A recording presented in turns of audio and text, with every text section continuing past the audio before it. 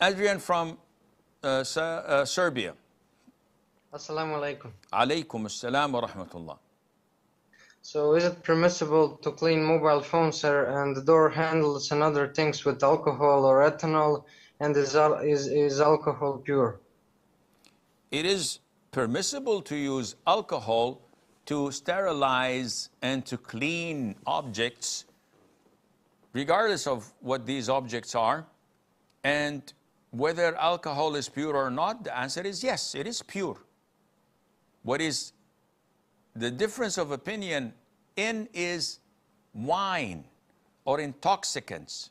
So if we're talking about scotch, whiskey, brandy, rum, tequila, vodka, whatever, this is what we have to look into, whether the scholars say it is najis, impure, or not.